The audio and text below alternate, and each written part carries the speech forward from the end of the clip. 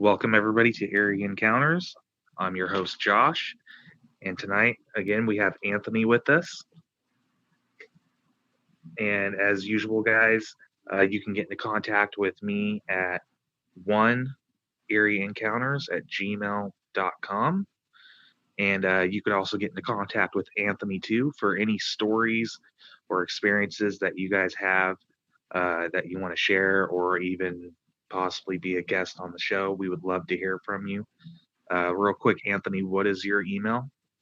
My email is dudeanthony64 at gmail.com. Lowercase letters. All right, sweet man. So tonight, what we're gonna talk about two subjects tonight.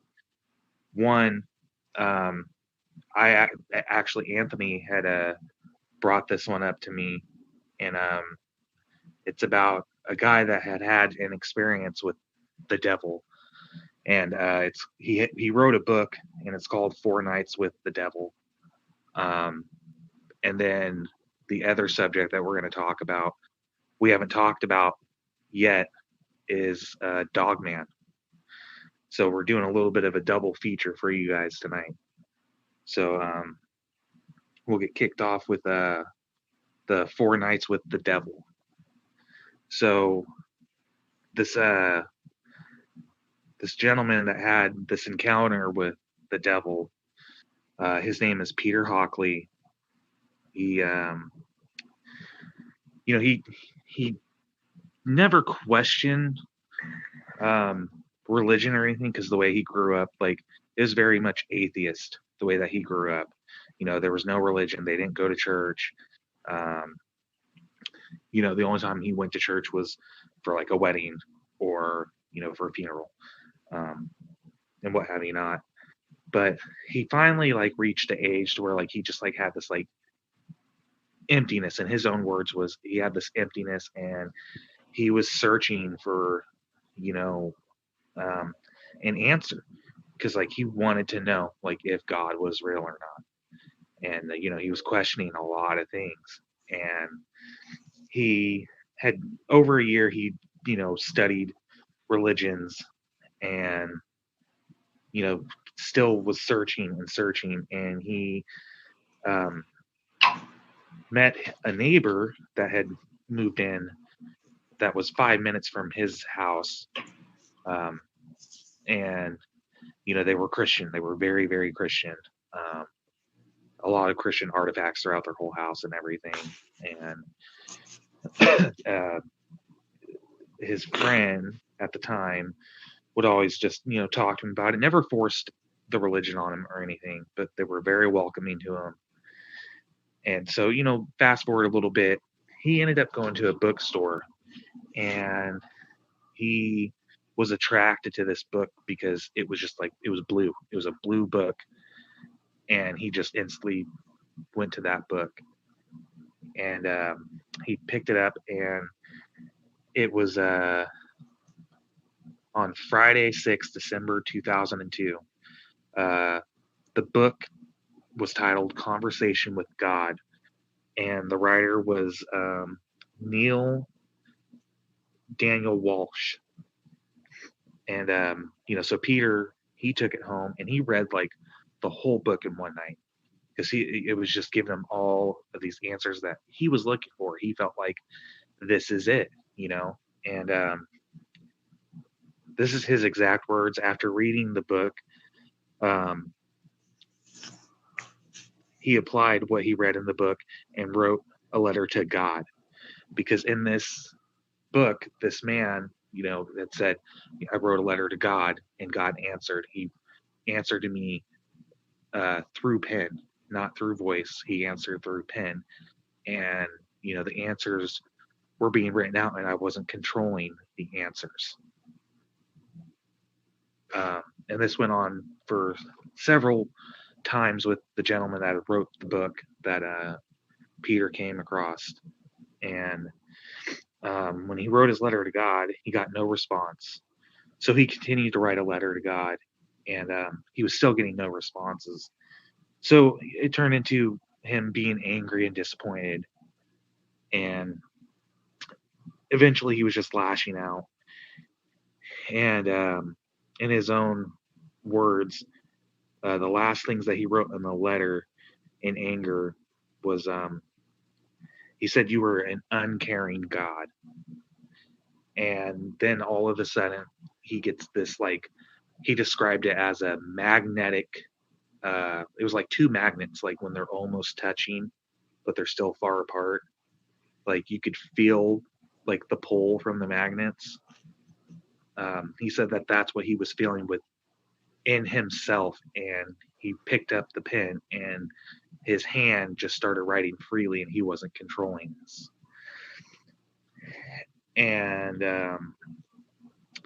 let's see here, he began to write as if somebody else was controlling it, and he wasn't in control of it at all. And he got an answer of back of, "You are an uncaring God," and the answer was, um, "There is it was of no consequence of what you call me." So he wrote back, and he asked, "Do you mean you are not angry? And are you not angry that I'm calling you an uncaring God?" And again, he began to write without control. And the answer was, "Yes, I do care, for you are my child, and I love you." So he continued to go on, writing, and this went on for 2 days. And after 2 days, um, well, before I get to that, he also wrote, he responded back to, "Well, why have I not heard from you before?" And it had responded back, "Because you haven't been listening." So this goes on for 2 days, or 2 nights, and then the third night uh, comes around, and he tells his friend, and she tells him, like, "No, it's not God, it's the devil. God does not answer through a pen. You do not have to write God. You can just speak to God." So she dares him and encourages him to um, call out what it is that's causing him to write, and is telling him all these things. He even said that, like, it was telling him that when you die, you can either be reincarnated, um, to choose another life and come back, or you could choose other things. There's no heaven, there's no hell. You can live freely like you are a god, um, so on and so on. And so he finally gets the courage to tell his friend, and his friend is telling him all this stuff, like, it's the devil, it's not God. And he goes home, and he asks, in Jesus' name, uh, "Who are you? I command you in Jesus' name to tell me who you are." And it said the devil, and then all this big outbreak started happening. Um, it was telling him that, of all of his failures in life, it was, really demoralizing him, being really negative, threatening to kill him. It was even threatening to kill his friend that had told him that it was the devil. And he eventually had gotten to the point to where it was controlling him when he was writing it down and answering him through all these threats, when he was facing the devil. And he was writing on himself. He was scratching at himself. He at one point had no control of his body, and he felt something overcome him and tell him to run, like something was protecting him. And he said at that point he was praying to Jesus to be saved, and that's when he had heard, "Run, leave the room." And he made it to his friend's house, and the at that time the devil was still talking to him and telling him that he's going to cause him to kill her and the whole family with a knife. As soon as he gets in there, he's going to force him to grab a knife and kill them all. And he didn't do that, but eventually, everything had passed, and he had became a reborn Christian, or yeah, a reborn Christian, and he eventually ended up marrying his friend that had told him that it was the devil. And I actually watched one of his lessons. Is I guess he was telling the truth at a church about his story, and I mean, I'm pretty convinced on it. I think the devil attacks in very many ways. Do I think it was the devil in himself? Could be. I don't know. Um, I mean, what did you find and come across with that, Anthony? Like you said in the story, he was getting possessed and controlled by the devil, and that's what's crazy about the devil is he possesses, he can control, and he'll lie to you, and the way he comes in with that is with no faith in God, lack of faith in God, or if you're being controlled by alcoholism or drug use, or even negativity in any form, the devil will come through, and that's what was going on with him. He was taunting. He would taunt with his friend and be like, like, who are you? Who And it's the whole possession of the devil taking control of him. Um, I, I I believe his story is very much true because the devil can come in any kind of form or any kind of way to attack you. I have experiences with that with my past drug use and alcoholism, of the devil holding me down, or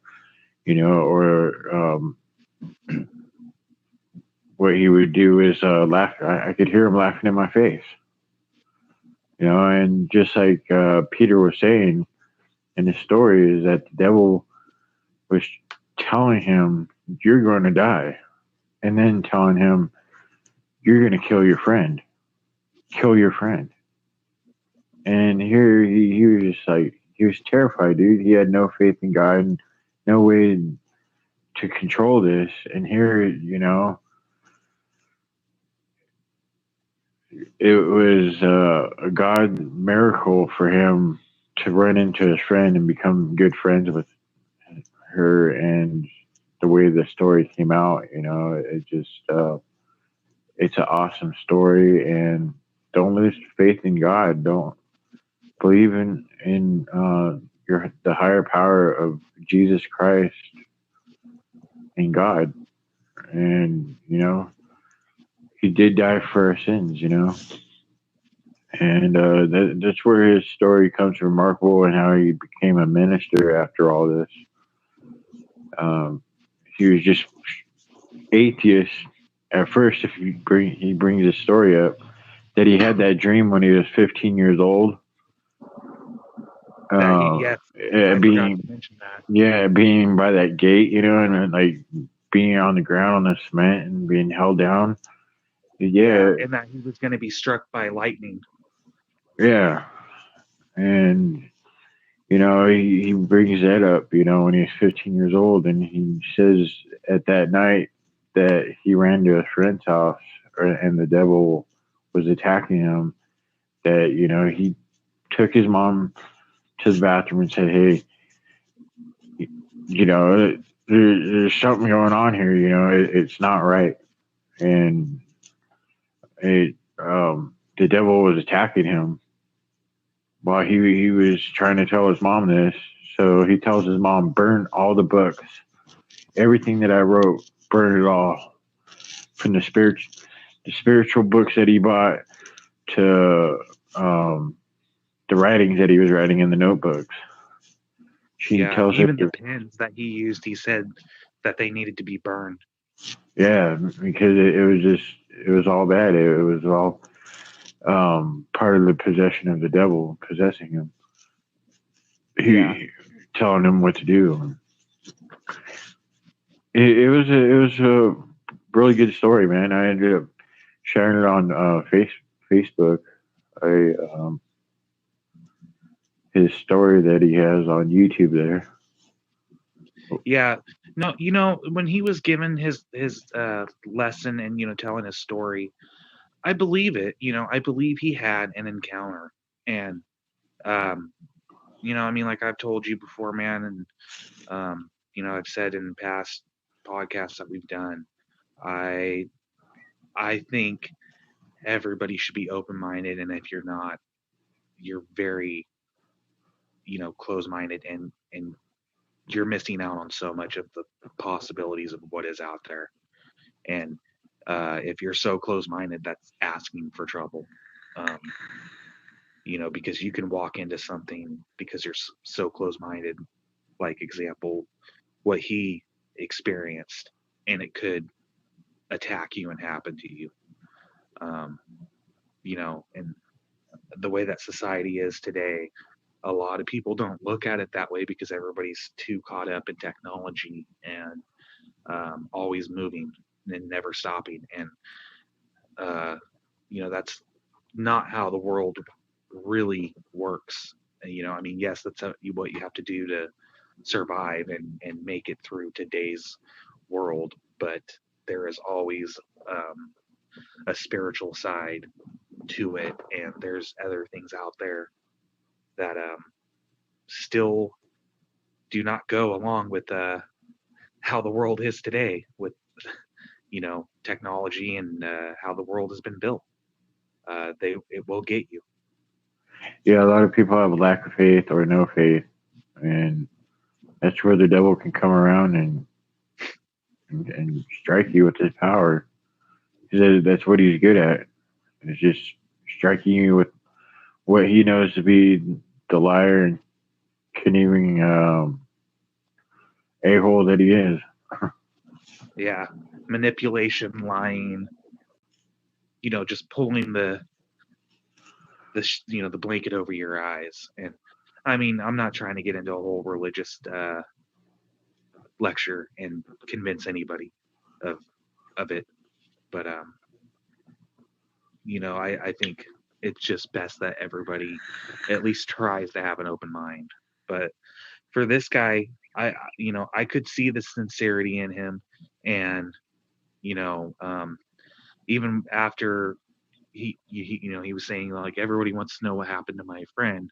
I can't remember her name off the top of my head, but um, he said, she's usually not here when I do these speeches, but today she is here, and she stands up, and it's like, okay, they they went through this. She was his friend, and she came back to him, left her family in America, and came back to him. And I want to say it's in England. Yeah, Um, Oxford, England.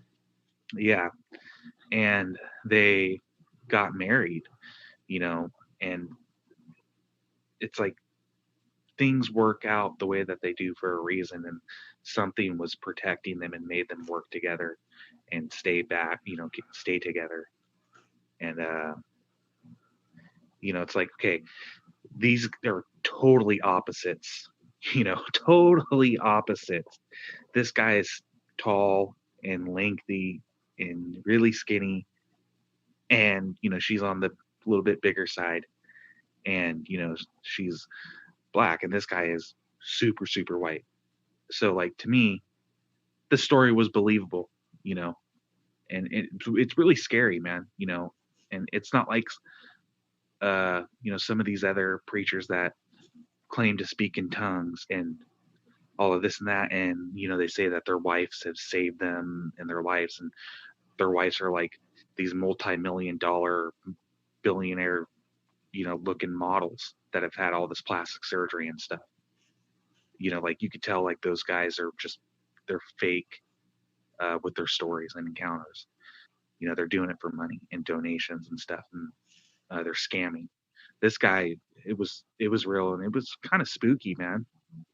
If Yeah, anybody gets the chance, um, you know, get his book or just check him out on YouTube. And you know, I was not expecting it to go the way that it did with him becoming a preacher and you know giving lectures and stuff about it.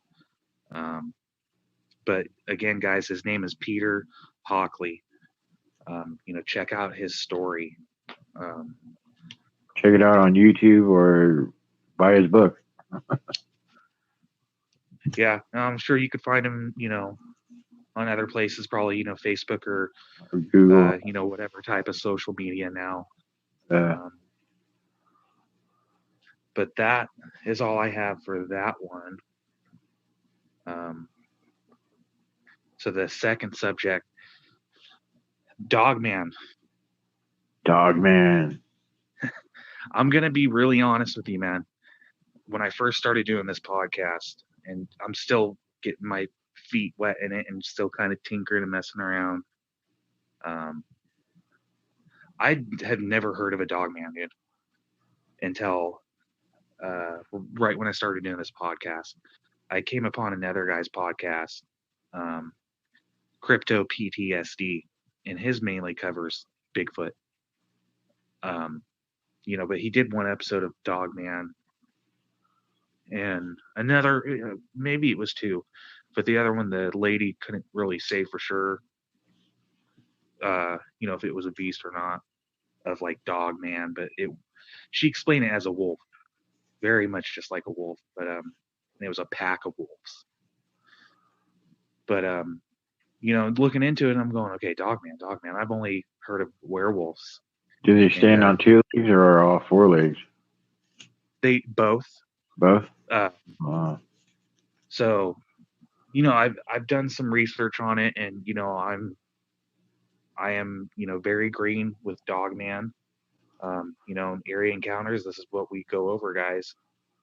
Um, Once again, anybody that wants to email us and excuse me, share any of their encounters of any type of cryptoid uh, encounters or supernatural paranormal encounters, get in contact with us, guys. We want to hear your story. We want you to share it. Um, that's what's going to help us give more product out to our listeners, guys. So email me at oneeerieencounters@gmail.com. So on to Dogman. First, it started off as a Michigan Dogman, and it was allegedly witnessed in 1887 in Michigan, in Wexford County.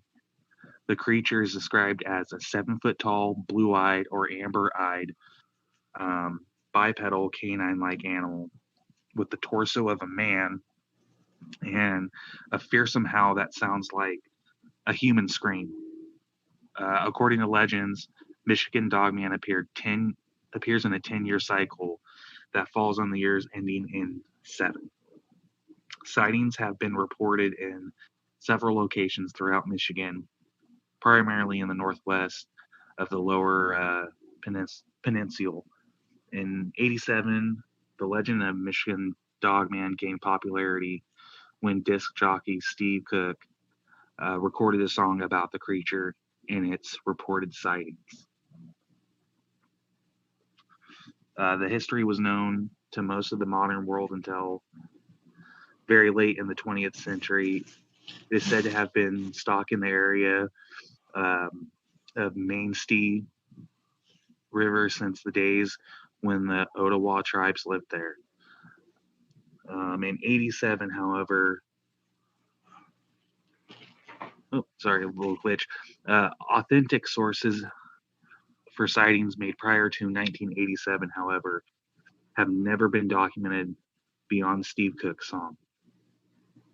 The first alleged encounter was in 1887 when two lumberjacks saw a creature which they described as having a man's body and a dog's head.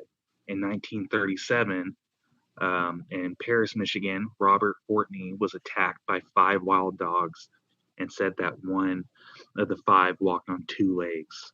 Reports of similar creatures also come from Allegan County in the 1950s and in Manistee in Cross Village in 1967. Linda S. Godfrey, in her book The Beast of Bray Road, compares the Manistee sightings to similar creatures sighted in Wisconsin. I actually watched um, a video that video, The Beast of Bray Road, on Amazon Prime probably about 3 weeks ago, and they were talking about the encounters of Dogman, and a lot of the evidence that they were presenting on there, I believe it's real. I do believe Dogman is real. Um, I mean, there's so much that is still un, discovered in America. You know, I mean, there's a lot of forests still. There's a lot of woods. Um, you know, we're discovering new animals every day. Especially in the sea too. Um, why not? Why not the possibility of Dogman being out there? I Dog, mean, I've also read and seen videos, from other people talking about Dogman, of their encounters of it being very violent. It could man. attack you. It'll charge after you. Um, they don't know how to open up doors or anything like that, but they will charge after you. They'll often come upon it, uh, while it's either eating, or they'll see it like halfway, like in the ditch and halfway in the road, and it's on all fours, and then it'll stand up, and it's very much like a wolf, but a dog and a man's body all put together. If I was to come across that, man, I would probably die by seeing that because I would be so scared. Yeah. Now, And I wonder. Oh, go ahead now. it sounds kind of like a Bigfoot or like a chupacabra type of deal. Like it's real.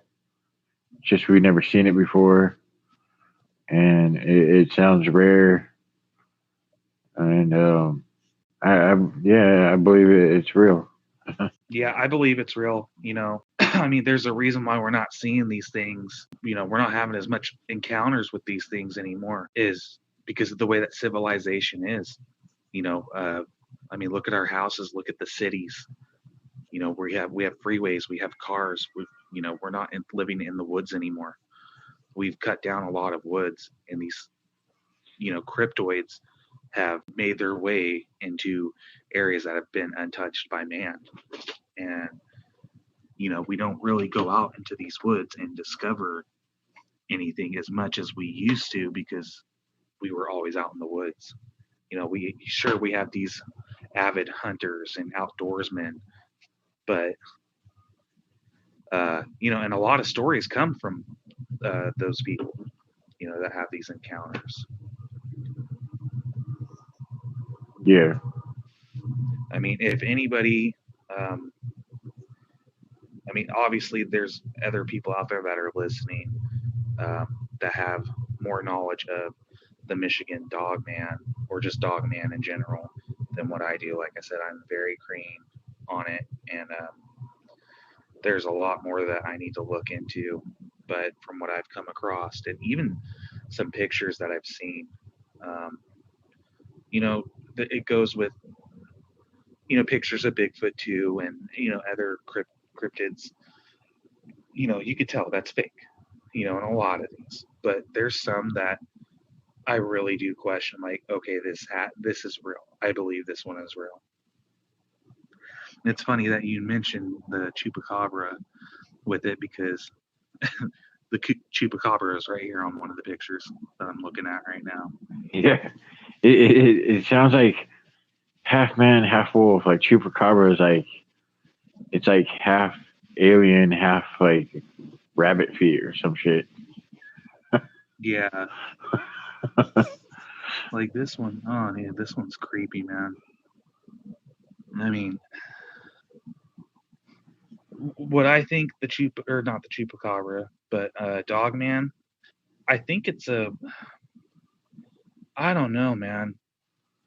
I mean, what if you the had Dogman, yeah, the Dogman and a werewolf look very identical to me, But I mean, I know the werewolf is much bigger than the Dogman, from what I've compared to doing like the research, and of course, the werewolf is, um, they only become werewolves during full moons, and that's more in like England and um, Europe for the werewolf encounters. But I don't know, dude. I don't know what it is. It could be like a hybrid of a wolf and I don't know, man. I mean, it's obviously got some human DNA in it. So maybe like a primate and a wolf. yeah. And I know that sounds crazy, but I mean, I don't think like it was like man made or like man bred. It just sounds like it just grew feet one day. Where yeah, are yeah, man. Just looking at these pictures, dude, like some of these are believable. I've probably seen three that are believable. And who's and there's probably a lot of these people that have these encounters with it. They probably don't speak up because, one, people are going to think that they're crazy, or two, people are going to think it's a fake and a hoax. Um, so a lot of these people, or they're just too scared. what if you were just chilling one day and you just heard like a tap on the window? It was Man Dog. I'd probably be scared, man. I would too, dude. Um, okay, what if you were living in Michigan or anywhere that, you're in the woods, you got some property, and it's pretty thick in the woods and stuff. And all of a sudden, you are sitting in your living room and you see this, dog wolf silhouette looking through your window. Yeah, I mean, dude, that would be gazing at you. scary. You just like, oh my god, I don't know what it wants. Yeah, man. I don't know. I don't know, dude. Because like you said, we took the woods away and shit. We're in the woods. They just Yeah, come up and tap on your window like, "What's up, motherfucker?" You're like, ah. I think I don't know, man. I think there's obviously smart enough to where they're not going to attack anybody, but they're not afraid to like charge people out of the area. I don't know, man. I mean, no, to my knowledge, from what I've seen, nobody has died from a dog, man. Yeah, it would just be scary though. Yeah, Yeah, I'd shit myself.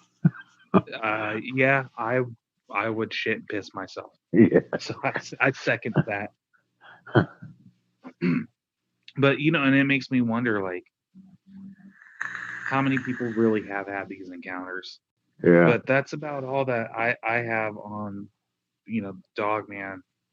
I know it's probably not as exciting for what people are thinking when they hear it, but we don't really have that much knowledge of it. And uh, guys, if you would email us in with some of your guys' encounters or even your knowledge of some of these things, it will help us with putting out more for the listeners. I mean, you have anything to add up with it, Anthony? yeah. If you download Anchor, and then we can try to get you on the podcast here. Um, with believe it's real. It sounds like it's rural areas. Like you said, Michigan.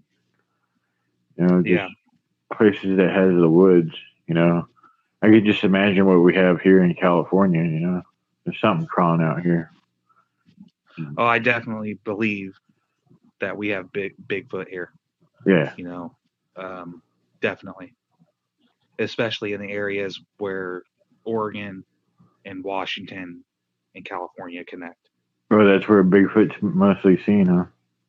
Yeah, Yeah. and then there's a lot of encounters with Bigfoot in Canada. I think we were talking about the Bigfoot episode. We were talking about how they'll come surround you, like they surrounded that dude you're talking about, Yeah, and uh, he didn't do nothing, but they surrounded him because he was leaving bait out for them and shit. yeah, yeah. You know what, man? The next episode, maybe we should cover up some on that. Do an episode of Bigfoot, and I can give you the link for his documentary that he did, and it is 100%. I stand by what that guy has caught on camera, and it's a great documentary. Um, but that's for later, and we're on Dogman and the Four Nights with the Devil. Um, but I have nothing else for this episode, man. It was a good episode, Josh.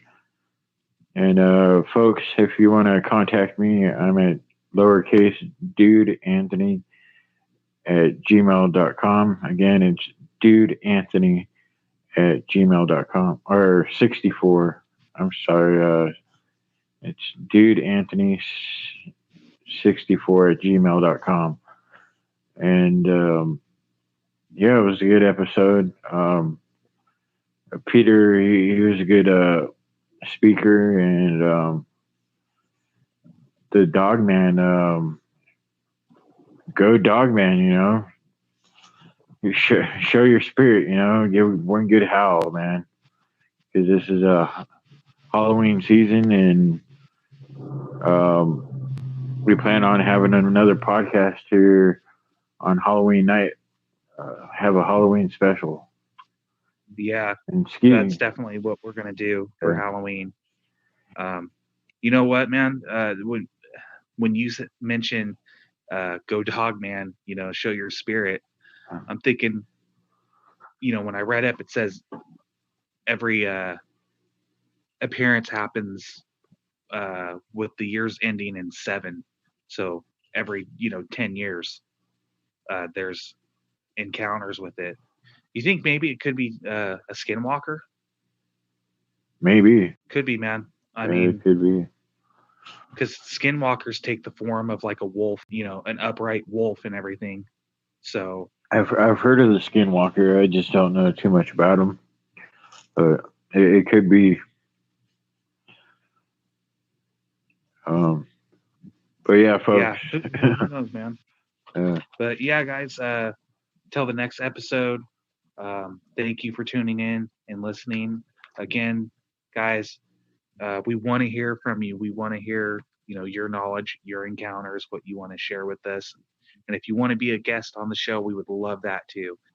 You could do that by downloading Anchor and emailing either Anthony or myself. My email is at one as a number one eerie encounters at gmail.com, and get into contact with us, and we'll get back in touch with you, and we'll take it from there. But until then, guys, we're signing off. Have a good night.